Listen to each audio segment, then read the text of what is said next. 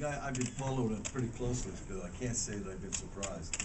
It's been invigorating, and it's been one of the best things I think that we've seen in a long time. You see spontaneous support for things in areas around the world, Egypt, a number of other places. But this was really good. I think it's workers coming together, and every progressive group out there coming together to just say, look, we've had enough of this. So it's been terrific. And that's kind of the spin you've been hearing from your side, though, is that it's not, I know it's independently organized. I was here since day one, but people are saying that it's not independently organized. The new talking point going out today is that it's Obama's Organizing for America, launching this thing in Wisconsin. They're going to spread it to Indiana and Ohio. Like, how do you respond to things like that where people are saying that it's not? My first instinct is to say, so what? So what if it is? You still, you can organize it, but if people don't believe in it, they won't come out and support it. They came out. And yeah, I hope we can spread this to Ohio and Pennsylvania and Missouri and other places. I don't know if you heard what I said out there, but because of what's happened here, the Michigan governor said he's not going to pick any fights with the labor movement because of what's happened. Look, we've been docile for too long. And for 30 years, they've been pushing us, taking away our wages, taking away our benefits, sending jobs overseas. I mean, doing everything they can to cripple and kill the middle class. So this has been invigorating for me. The last time I saw anything like this was, I don't know if you know my background, I was president of mine workers for 14 years, third generation miner. And we had a strike in Virginia, Kentucky, and West Virginia called Pitts. It was probably the last place where they've taken over a facility. We took over a prep plant, one of the giant prep plants down there. It just started growing because people believed it. That fight was over health care for retirees and widows. This company thought that the active miners wouldn't support their parents, their neighbors, their friends, that they would just say, okay, leave us alone and you can take the health care from retirees, and we wouldn't do that. Well, we had about a 15-month strike. Not a single one of the miners across the picket line. And we had support that just started growing. Small business people, everybody came out because they knew if they could take our health care, they could take anyone. And that's what it is here. We're the last line of defense against corporate America having complete control of the playing field. And I want you to think a little bit about what it would be like to have an America where corporate America dominated everything, where you didn't have a labor movement. Pretty bad world. They already had too much power, too much control. But imagine if we weren't around. So I think people realize that, and they're saying, you know, this is our chance to strike back. And you're frustrated and you're angry because the economy doesn't work for everybody anymore. And you know, this is our chance to turn it around. So I'm really excited about it. And when we were down there, when I saw townspeople just coming out like they are here, I knew that they couldn't beat us. Because as long as we stuck together, I knew they couldn't beat us. I think that's going to happen. Do you think that they will back down with the proposals then? Or do you think the proposals could still go through, but the workers still have to be fighting? No, I think we have a real shot at stopping them. Because I think the people of Wisconsin have an inherent sense of fairness about it. And they know that this isn't about any kind of shortfall or any kind of deficit. This is straight about union busting. It's about taking a voice away from workers that are on the job so they don't have it. So it can be their complete playing field. So I think we stop it, but let's assume the worst happens, so we don't. We're not going to quit. We're going to continue on. We're going to continue on organizing and building, and you'll see a groundswell. And in the next election, those people that were against workers, well, they'll get to see what happens, because we won't stop. And we are going to link everything together. Do you think this will spark a progressive movement? Absolutely. It already has. There's more solidarity in labor movement right now than I've seen in a long time. Yeah, we went through the shenanigans a number of years ago whenever we had the split in the labor movement. Now we're trying to bring everybody back together. Everybody's working together here. Every union, every progressive group out there is working. And now you're starting to see politicians that I think that have been timid in the past, starting to get their back. When they see that there's this kind of support, they're gonna come out, they're gonna do what's right. I mean, the Democrats in the Senate that left, that's a great sign. And hopefully the Democratic Party totally realizes that this is the difference between having an America that works for everybody and having an America that works for the rich and corporate America. And I think the American people don't want that kind of America. They want the kind of America that I was taught about when I studied civics in school. You said the progressive units, but you also have the firefighters. They're key to this, and they're traditionally more conservative union. How important is it to have them, out there supporting the public sector workers, because they aren't really impacted by the current proposals? I think working people are smarter than to know that just because you're not in the barrel today, if they beat everybody else, they were right behind. And it's tremendous that they're out. They wouldn't let us be divided and take the easy way out. That they're willing to stand and fight. I mean, it's tremendous tribute to them and to union solidarity. This morning, Charlie Sykes accused you of lying and making up numbers about Wisconsin's financial status. Do you have anything to say about that? Who did? Charlie Sykes, he's a right-wing radio commentator from Milwaukee. He seems to be believing the governor's budget numbers. I'm sure he does. Maybe you ought to read the editorial today in the New York Times. There was an editorial in the New York Times said that whenever the governor took over, he had a $120 million surplus. And no one can deny he gave tax breaks to corporations and the rich. And if there's a deficit, why would you be doing that? It would be helpful to have more revenue, not less revenue. And why does he just focus on one group? Why does only workers have to pay the price for all that? So I guess whenever right wing's coming after me, right wing talk shows and stuff, I figure I'm doing my job. Glenn Beck talks about me 3 or 4 times a week. I'm on his whatever he calls it, and I'm honored to be there. Can I ask you a question about that? Because we're media types, we kind of think of things in terms of the sound. We've got these sound bites coming out of here, and that's that messaging. And now, I think we've been feeling as progressive, like we're always on that defensive. Like here comes Glenn Beck, here comes this guy, and we're always in that weaker position. He's not my favorite guy, but Keith Olbermann got kicked off. And, you see this attack. I don't really know if you have the answers, but do you have any thoughts on how we can think about that? First, I'd really ask you there's 2 books out there that you ought to read. One book, well documented, is called What's the Matter with Kansas? And in What's the Matter with Kansas, the Republicans say, Democrats live in a fact-based world. We try to tell the truth and live in that. They don't. They say that we live in the reality that's created by the facts. They create their own reality. So they don't care about the truth. They create a reality. They make all of these assertions, and then we go around supplying the facts that kills them.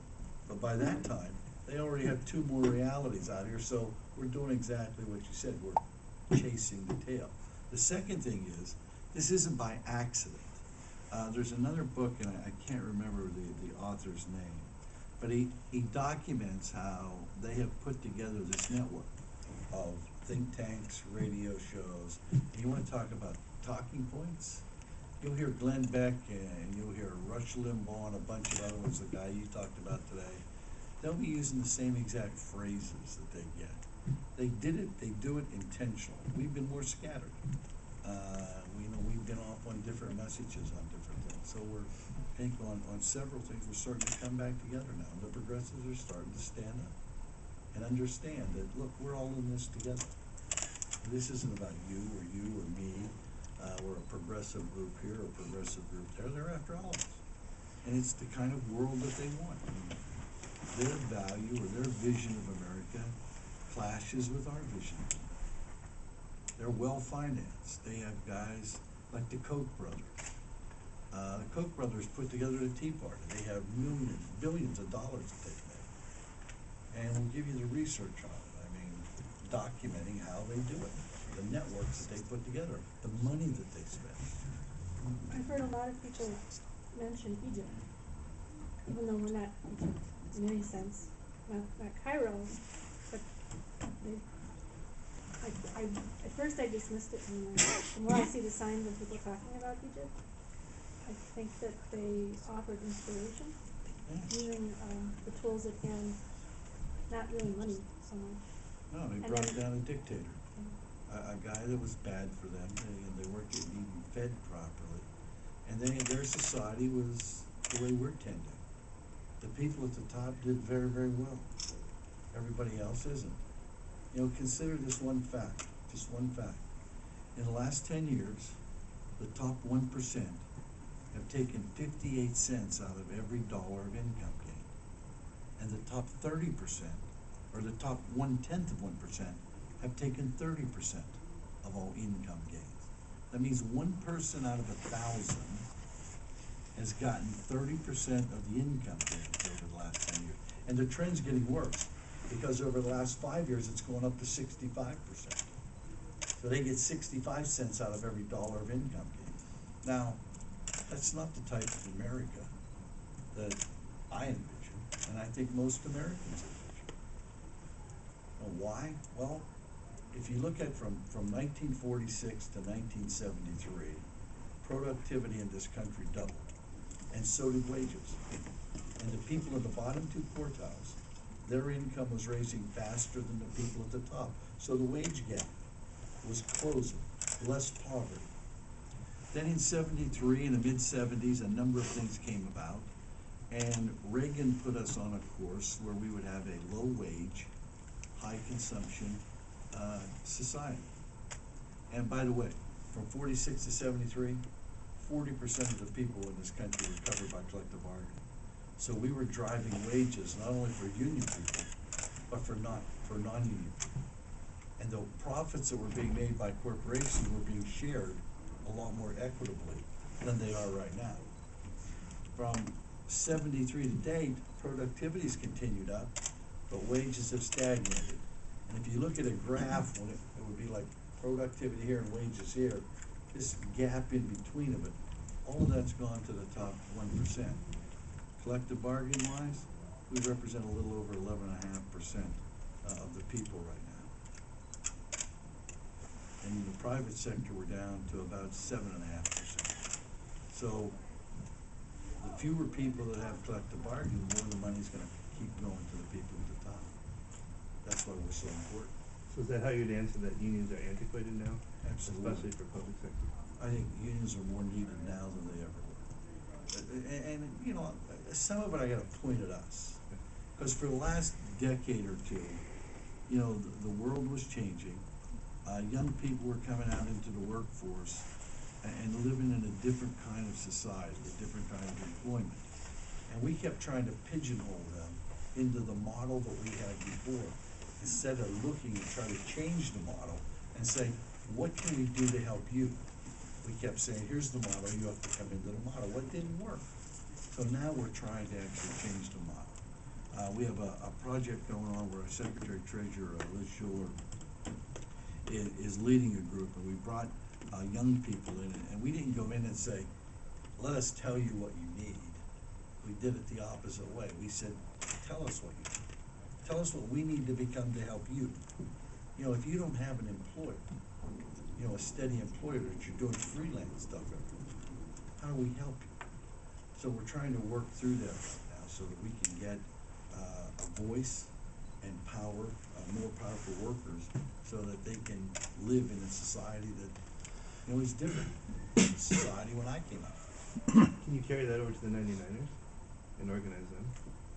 Hopefully. Is that something that you're working on?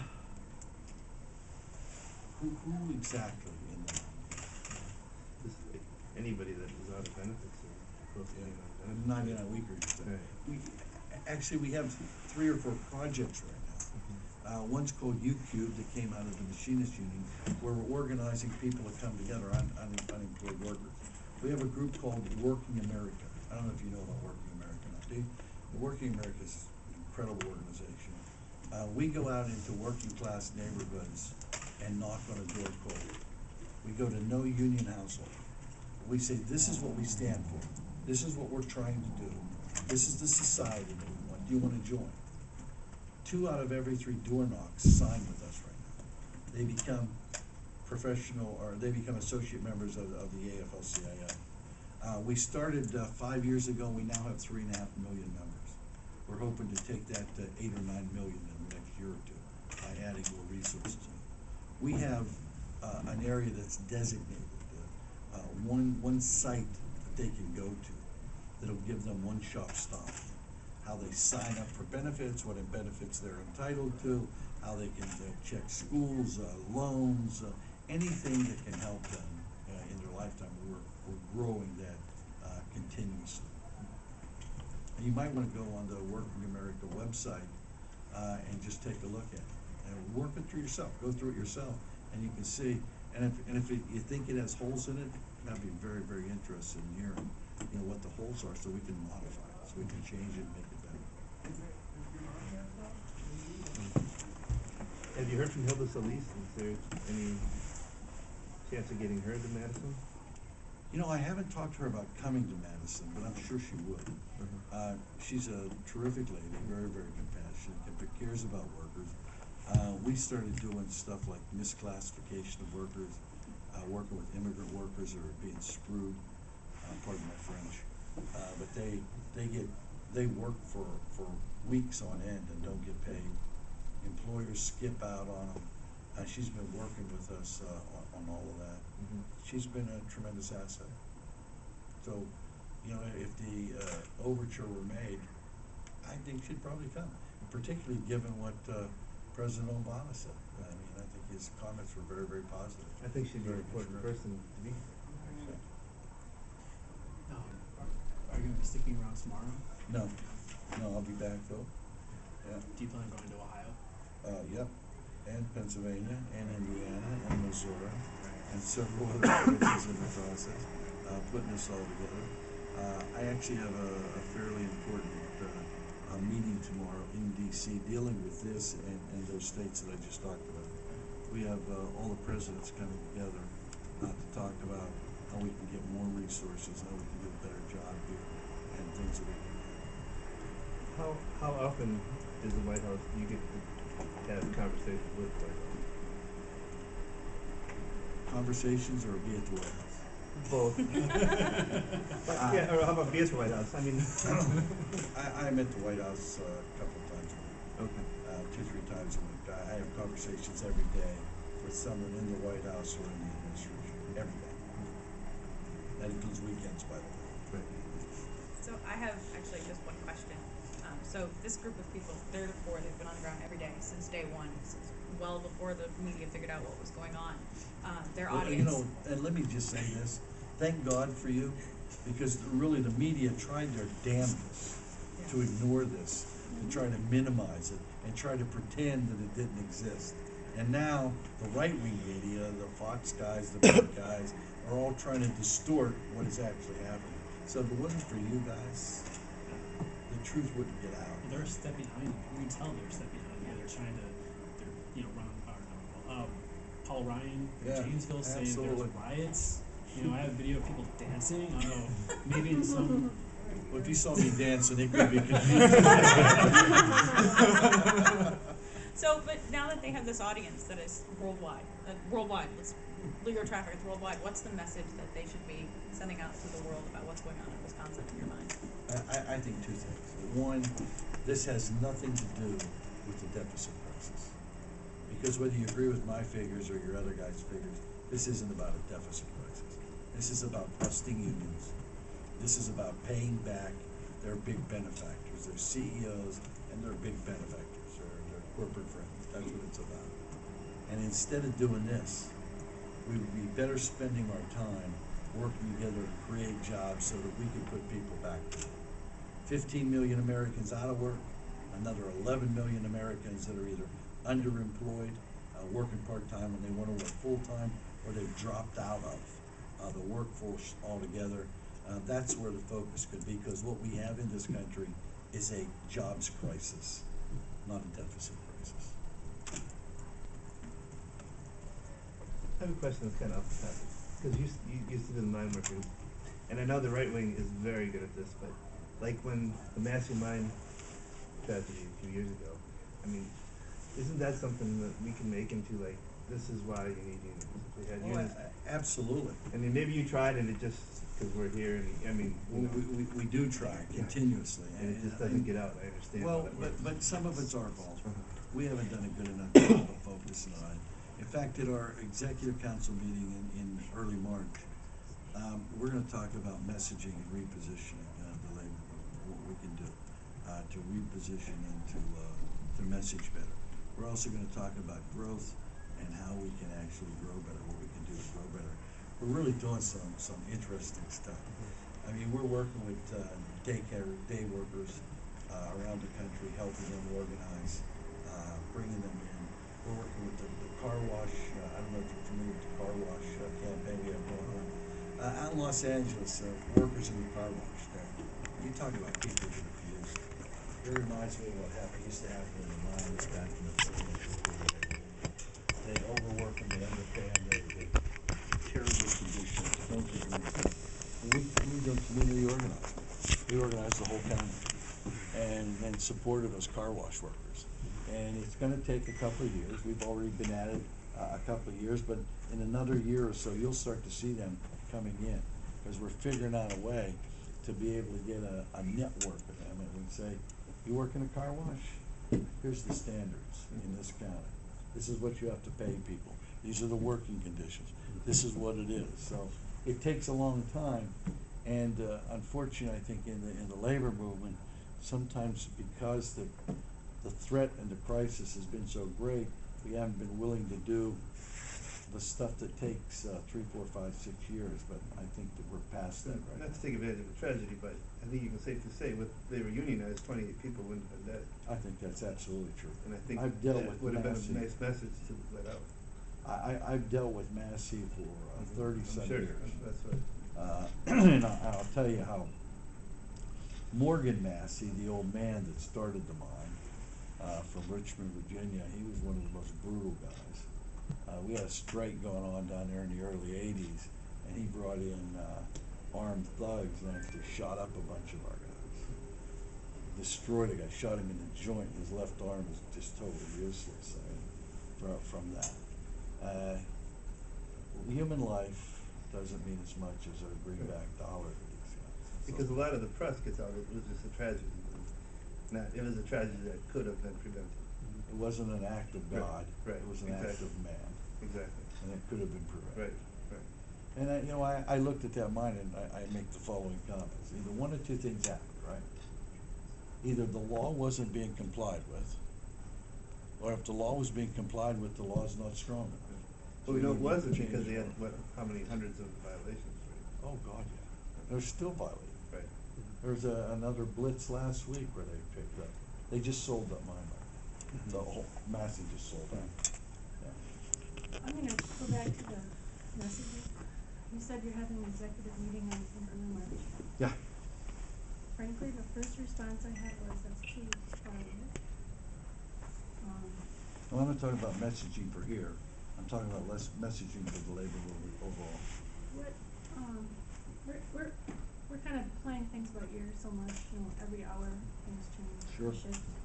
And we hear that there's buses of certain people coming that don't agree with what's going on here, and that's tomorrow, and The American majority is Sarah sending. Palin, rumored, I don't know, we have lots of rumors coming tomorrow, I don't know. I mean, on this moment by moment, who should we, maybe that's for us to kind of get together right after this meeting and just put our heads together.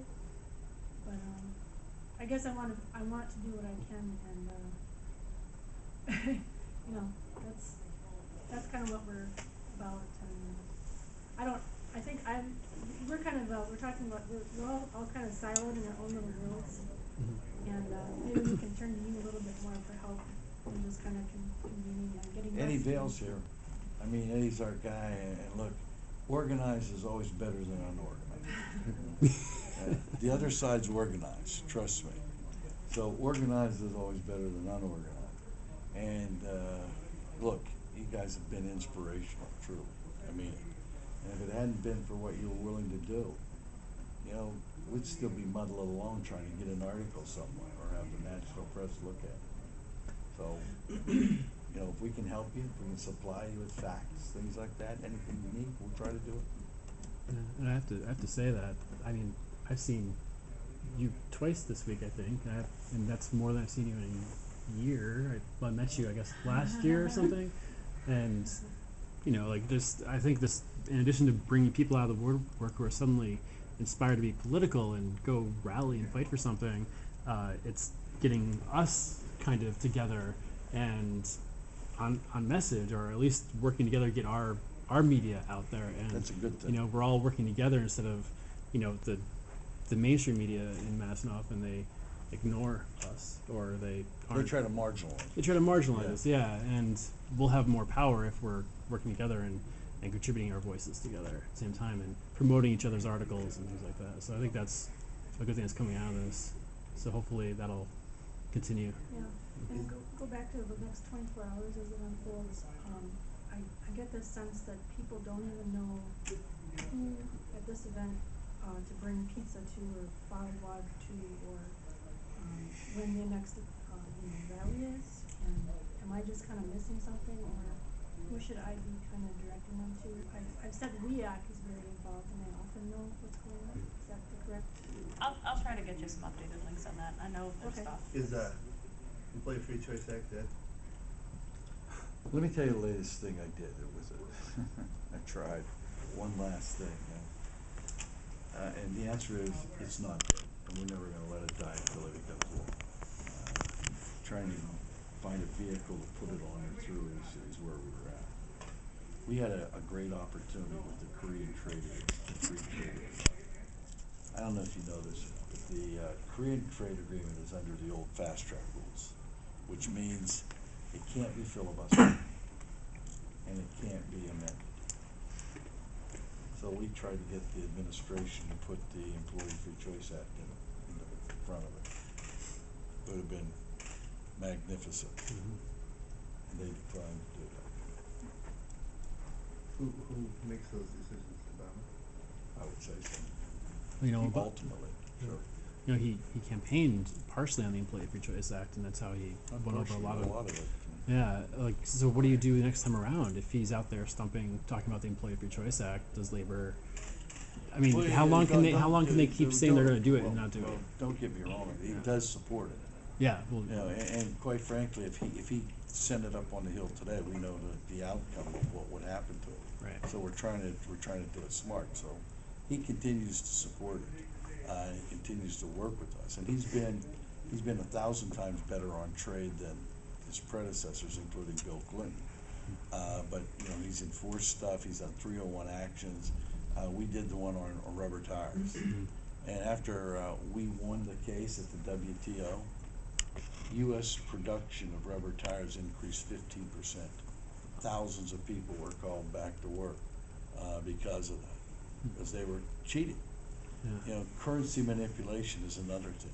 The Chinese cheat on that, and because they cheat on that, there are 18 or 19 other countries in the Pacific Rim that have to cheat as well, because they compete with it. That gives them about a 40–45% advantage by manipulating their currency. And then the biggest thing they do that gives them about a 70 or 75% advantage over an American producer is China doesn't live up to its own child labor laws, prison labor laws, health and safety laws, or minimum wage laws, and so they get another big advantage.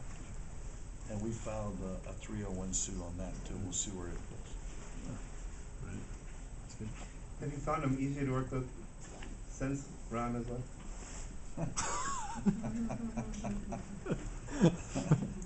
Let me give you a good analogy for this one, so I can capture the essence of what you're saying.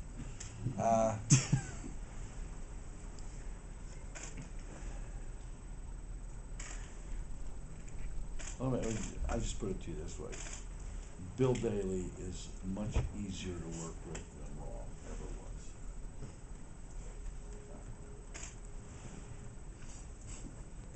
How's the fight with Walmart? Is that getting better? No.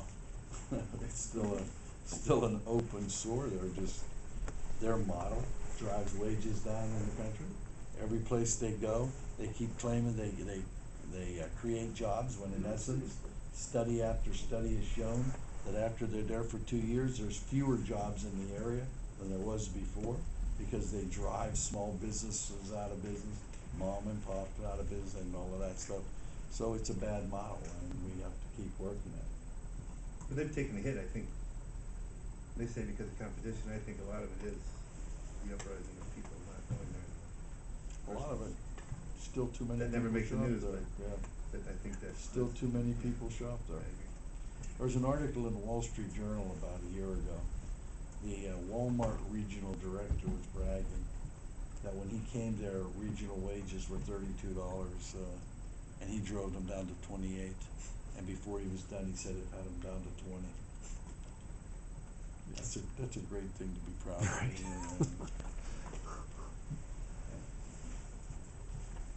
Thanks. Appreciate it, guys. Thank you very much. So where do we go from here? What's the next step? Because this is going to die down, right? I mean, I don't think. how do we keep the movement to the next election? We keep organizing on it. We keep building on it. We're gonna continue to build straight through and hold people accountable.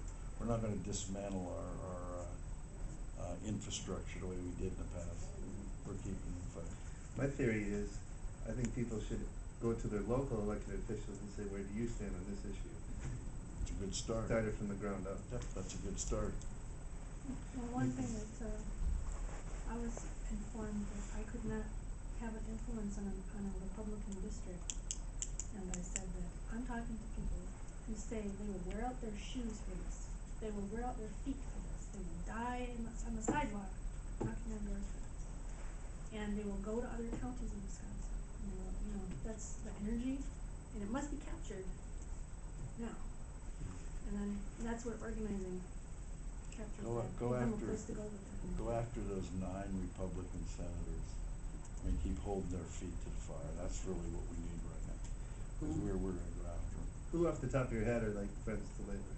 What's that? Who on the top of your head are friends to labor? At what level? In national. You know, a lot of people. I think Obama's a friend of working people. He doesn't do a lot of the things we'd like, but he's a friend of working people. There's no question about that. Guys like Sherrod Brown out of Ohio is a great person. Betty Sutton, who is a member of Congress out of Ohio. There's John Lewis out of Georgia, Congressman John Lewis. I could go on and on and on. There's a lot of friends of labor. We tend, most of all, frequently to talk about the ones that aren't friends as opposed to the ones that are friends. Right. Nancy Pelosi's a very good friend of labor. She's been a terrific friend. Harry Reid's been a great friend. Where would you categorize Ron Kine? Who? Ron Kine? He's one of our reps. How would you that's good enough. characterize him? Not a friend of labor. He's a Democrat. He's a Democrat. Yeah. Well, not all Dems are friends of labor. Right. Tammy Baldwin? Hmm? Tammy Baldwin? Tammy Baldwin? Yeah. A number of them. Yeah, I can give you a list all day. And No, I just wondered who off the top. I just wondered who off the top of your head.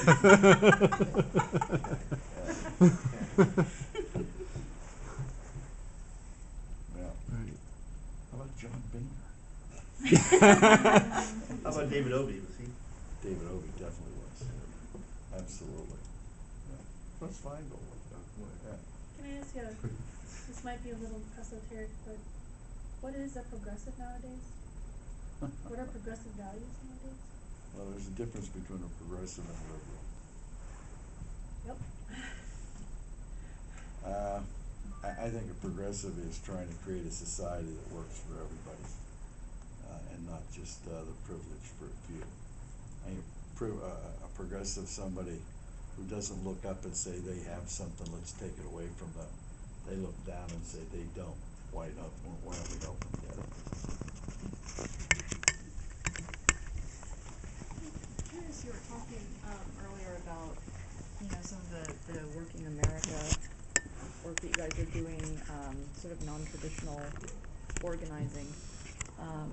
Like my first decent job experiences were in the internet industry in, from like 97 to 2001, and a lot of I lived in Seattle and San Francisco, and so a lot of my friends were in the industry, and you'd watch these big companies go from, oh, they're hiring a lot of people full time and treating them really great, to, well, they've started bringing on more contractors, and at some point you get to where somebody's working on a really big like Microsoft project like Word or something like that, and only something like 10 to 30% of the staff are actual employees, and everybody else are permatemps, as they call them. Like, what is there that can be done about that? Because that definitely falls way outside the model, and standards in that industry for treating employees have just gone Well, pretty poor. the most obvious one's collective bargaining, because we had that in a number of different industries.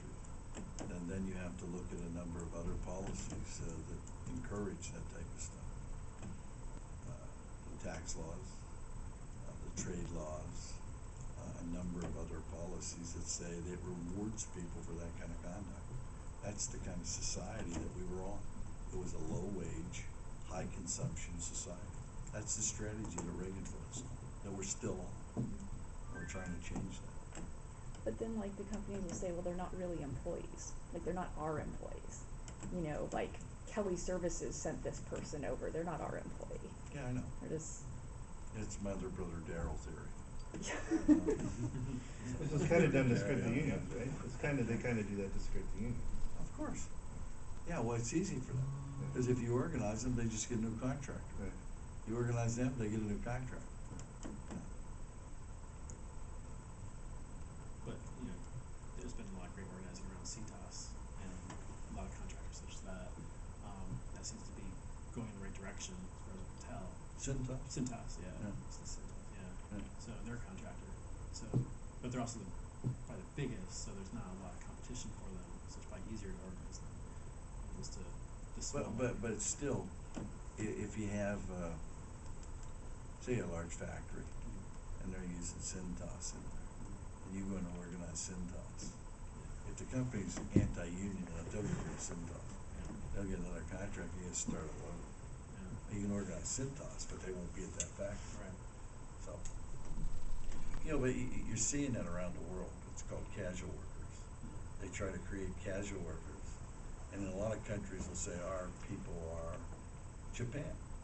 Japan will say our people have lifetime employment. But 40% of their people are employees and the rest of them are casuals. The 40% might have lifetime employment, the other 60 don't have. So, it's a struggle, you keep fighting it. How closely do you work with the other unions leadership? 53 unions belong to the AFL-CIO. I work with them every day, literally every day. I mean, like the Leo Gerais and those guys. Leo's probably my best friend. Cecil Roberts and Leo are my best friend. I talk to Leo probably every day. We worked with the steelworkers. Mine workers actually spawned the steelworkers. Good.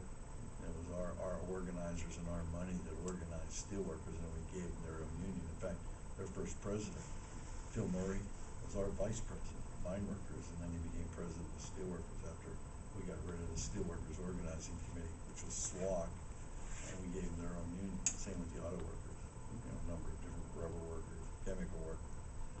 So my union spawned a lot of the other unions, but we all work together. And in fact, on these projects right now, even the unions are pro-coed. We're all totally together on this. We meet on a regular basis. Tomorrow I have that call that I talked to the meeting tomorrow is with all of them, with the SCIU, with food and commercial workers, with the Teamsters, everybody come together, because look, here's the cold hard truth. None of us are big enough to do this alone. Because they're together. The other side's together. And I'm talking about progressives Right, too. I know. None of us are big enough to do it alone. So we really have to come together. It hasn't always been like that, though, has it? No, a lot of times, too often. And,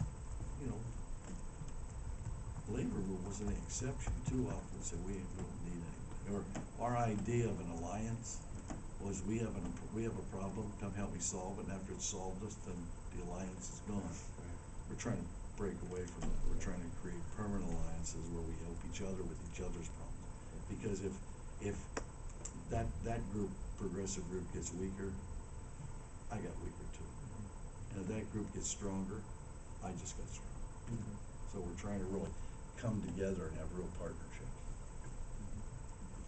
I have to go back to the working, I think you called it the Working America Group, Yeah, working America. going into neighborhoods. Reminds me of Cuban community organizing, reminds me of Obama, reminds me of OFA, Organizing for America, and they were very effective. We existed before OFA. I'm sorry? We existed before. You were OFA. there before. But to the current, and looking into the future, do you work with OFA or connected, or are you just kind of parallel? No, I mean, we work with together. that? In fact, I think you'll see OFA here. I know they're here. Yeah. As the conservatives said, they said that they're running the whole thing. I just know they're here because they saw an email. They sent me an email, but I haven't seen anyone with their little OFA shirts or. I wish they had the capability to do that. I saw it go up on some website. That would be a good thing. Yeah. They were very effective. Like they were both on the ground, and then I would walk through any downtown, and I get accosted by someone with a clipboard. Do you have your register yet? And I was asked that 10 times, I think. And then they were also on the net as well. Very. Who was running the table out in front of the steps with the recall of the senator petitions? That's not OFA? I have no idea. There's a big table out there, and there's two people on each side with megaphones calling people over to Okay. find out who your senator is, and if they've passed this, then we'll start the recall effort. So Hey, Eddie, I didn't know you were back there. that might be. Glad to know you have Maybe my they're doing back. that. I don't know if that would be something they would do. Well, I guess what I'm getting at is, for the question is, do you have a similar, on the ground plus in the net initiative? Yeah. Yeah. Yeah, we do. I mean, we're developing all the social networking more effectively. And here's the other thing we're doing. I told you we're doing a repositioning. I also we're doing a complete analysis. We brought in several groups to do a complete analysis of our political program. Find out what worked, what didn't work, how we have to change given Citizens United and a number of other things. How we can become more effective, how we can use social networking better. So we're going to revamp them. Thank you. I'm sorry. Thanks. Take care. Thanks for all you do. Thank you. We have quite a wealth of energy here. That recall walker, you said there's a recall walker table, and if you go on Facebook, I don't know, what do you think, maybe 10 or 20 groups on Facebook that want to recall. And Can't keep track. maybe 30 websites that want to I don't think you can recall. recall him until his third year. He has to be up to First year. 365 days. You have to January get 2nd. like 500,000 signatures within 60 days. And I could see us doing rallies around the state. We Right. could get the signatures. There's no problem with getting the signatures. It could be a free-for-all given, it could be like California where, Gray Davis was the only governor to be called in the United States since the 1800s, and then we had all these hundreds. Darrell Issa spent millions to get him recalled. Sorry? Darrell Issa himself spent millions to do that because he thought he would be the next guy. Right. Supply. That's what I mean. We need the money and the organization. Yeah, you can't That's just what I'm saying. you can't just get Yeah. those signatures, you have to have a lot of money to Right. then combat, so. And run a campaign. I personally think it's more. You see Yeah, the you're article? right. Did you see the article the other day? They estimate in the 2012 presidential election that the two candidates, not everybody else, just the two candidates, will spend $2 billion on that election. $2 billion for a job that pays $450,000. Which is why the Koch brothers and those guys have so much, because if they can spend $1 billion, Yep. and it doesn't affect their pocketbook at all, and then they control the United States. I think even they would probably notice $1 billion. Not that they're gonna do it. Right, but It seems to me that your strategy just can't follow the dollars, then we're going to have other means, like if it was the Vietnam War, we had certain things, and then the Viet Cong had, their ground attack, and we could never win, and you're gonna have to have a similar, like Egypt, the regime lost because they couldn't wrap their arms around this. Well, I think we have more people than them, they just have more money. So it's a matter of organizing people, and I think that's what this. I think, yeah, well, I don't mean to take too much time. I guess I Pretty much just gonna say have to that, wrap it up, sorry, after this, so I what would be the understand. last one? I don't know how do you see Wisconsin? Maybe that's where I'm going with this, is. How do I see it? Yeah, we're from within Wisconsin. And then, you're coming at it from, I don't know how much time you spend here, and. It's inspiring. It really is, to see the energy, to see the people come together, to see students here. The student activism in this country was down for 2 decades. Everybody wanted to be Michael Milken and retire when they were 35 years old, and now you're seeing student activism come back. This is student activism at its best. That's when America was, I think, the greatest, whenever our students were active and involved in stuff, and we had all of their energy. This is inspirational. I was thinking that as I was walking around today. I haven't seen this for 35 years in Madison. It looked familiar, but it was a long time ago. Yeah, the word called Vietnam. Well, the other reason I say that is, we're known as, like, they got the Green Bay Packers, and They got what? we've got the Green Bay Packers, they won the Super Bowl, and we're a bunch of cheeseheads, and we barbecue things, and we drink too much, and, they're just kind of, how the rest of the world sees us, I think, is kind of a simplistic, cartoon maybe sometimes. You don't think that's us? Just a couple months ago, we were on the other side of the coin. We lost Russ Feingold, we lost the state, we lost the governor, we lost this, we turned from solid blue to a bright red. Yeah, there's a lot of people out there that probably voted the wrong way. Or didn't vote. That too. One of the things, I think that we're a polarized state, and we've got, I don't know what else to call them except brown shirts, tucked away into the woods, and I'm from a rural county, okay, so, but you've got a lot of people that. So am I. That's the union members, though. I mean, those guys were union members. They used to be union members. I'm but they got from a rural county too. I don't want to characterize being rural as negative, but frankly, we're a polarized state. I think we're swinging. But I think we're traditionally polarized all over the state. I mean, Joe McCarthy was from my district, where I grew up. Yeah, well, the interesting thing is they have a plaque commemorating him, and everybody keeps going, no, your neighborhood. Put it over there. It's moved for years. Well, let me thank you for everything you do and will do. Thank you. We appreciate Thank it. you very much. You bet. Look forward to it.